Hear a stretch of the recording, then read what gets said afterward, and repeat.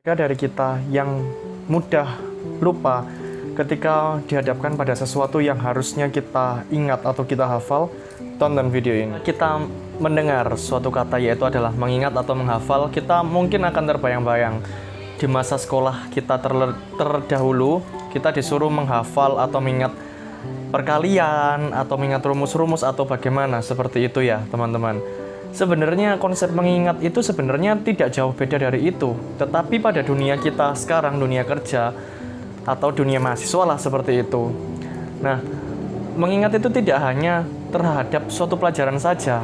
Misalkan di dunia kerja ada sesuatu hal yang harus kita ingat, misalnya dokumen-dokumen penting, atau misalnya kayak memang ada suatu rumus dalam suatu pekerjaan kita yang harus memang kita hafal, atau skematika pekerjaan yang harus kita hafal. Ya memang kita harus menghafalnya atau mengingatnya seperti itu. Tapi yang menjadi masalah di dalam hal ini, seiring dengan bertambahnya usia kita, kemampuan untuk mengingat itu menjadi semakin menurun.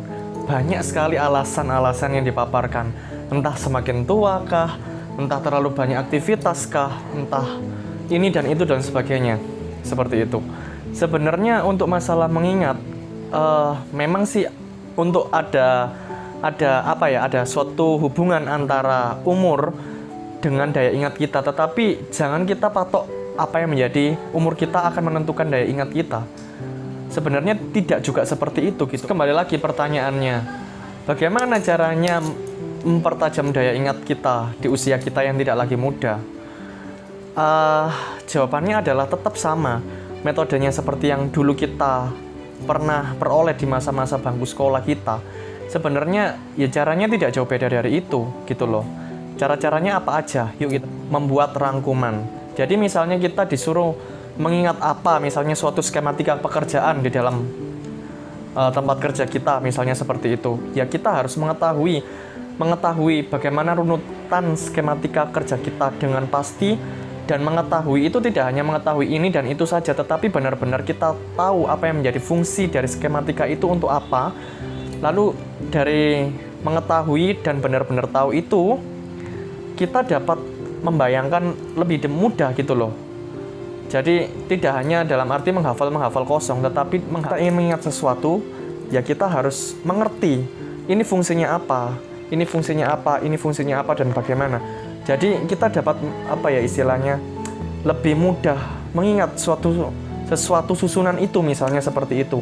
Karena kita mengerti, dalam arti dilandasi suatu pengertian gitu loh teman. Arti membuat rangkuman ini juga berarti adalah kita mengerti apa inti dari apa yang kita rangkum. Intinya itu seperti apa? Maksudnya seperti itu. Yang kedua, memahami apa yang kita rangkum.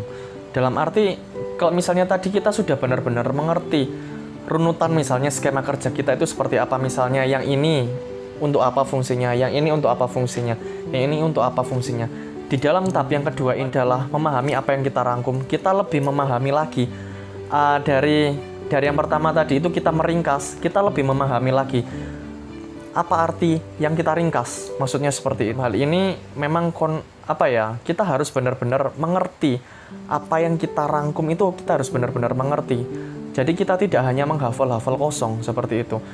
Kalau misalnya kita menghafal-hafal kosong, takutnya misalnya kita benar-benar lupa, blank seperti itu, ya sudah hilang semua. Tetapi kalau misalnya kita menghafal dengan suatu pengertian, kita masih dapat meraba-raba, oh ini kan fungsinya ini, oh itu kan fungsinya itu, yang ini kan fungsinya itu, dan kita dapat mereka-reka lagi. Kalau misalnya ini dan itu misalnya digabung akan jadi apa dan bagaimana, seperti itu. Nanti akan muncul lagi apa yang menjadi ingatan kita. Jadi ingatan di dalam hal ini harus benar-benar dilandasi oleh pengertian seperti itu.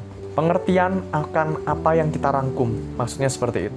Konsisten di dalam pengulangan. Kalau misalnya kita sudah mengerti, kita sudah tahu misalnya katakan skema kerja kita, misalnya pertama ini, yang kedua ini, yang ketiga ini, dan sebagainya. Seperti itu misalnya, dan dilandasi oleh pengertian. Yang ketiga itu adalah berhubung dengan pengulangan. Kalau misalnya kita ingin mengingat sesuatu, berarti kita harus selalu mengulang-ulang terus, atau juga kita sering menggunakan apa yang kita ingat itu, apa yang kita memorikan di dalam pikiran kita, maksudnya seperti itu. Maka kita akan lebih gampang lagi mengingat sesuatu hal yang baru itu, maksudnya seperti itu. Pertanyaan yang baik berikutnya adalah apa sih manfaat dari menghafal itu atau mengingat-ingat itu? Ya kita mengingat-ingat itu kan tentu hal-hal yang penting yang kita ingat. Jadi dengan kita mengingat, dalam arti memudahkan kita untuk berpikir. Istilahnya kita mempunyai suatu landasan berpikir dengan mengingat itu. Misalnya kita mengingat suatu skematika pekerjaan tadi. Katakan kalau misalnya kita tidak mengingat, kita tidak mempunyai ingatan itu, kita harus istilahnya memulai itu dari nol, istilahnya seperti itu. Maka pekerjaan kita akan lebih berat seperti itu. Tetapi dengan kita mengingat, kita sudah tahu nanti jalannya kemana dan kemana. Itu akan lebih memudahkan apa yang menjadi pekerjaan kita dan lebih gampang kita mencerna suatu hal, maksudnya seperti itu. Jadi mengingat itu di dalam hal ini adalah membantu pekerjaan kita seperti itu agar lebih mudah. Dan kita istilahnya tidak mulai dari awal lagi, tidak mulai dari nol, istilahnya seperti itu. Karena kita sudah tahu alurnya itu seperti apa, kita sudah ingat. Jadi kita tinggal hanya mengikuti apa yang kita ingat, istilahnya seperti itu, teman-teman. Itu yang dapat aku berikan, yaitu adalah 3 poin tadi. Semoga berguna buat kita semua. Aku menge-share 3 poin tadi itu karena aku sendiri pun sudah menggunakan 3 poin itu. Karena akhir-akhir ini aku memperdalam bahasa Inggris aku.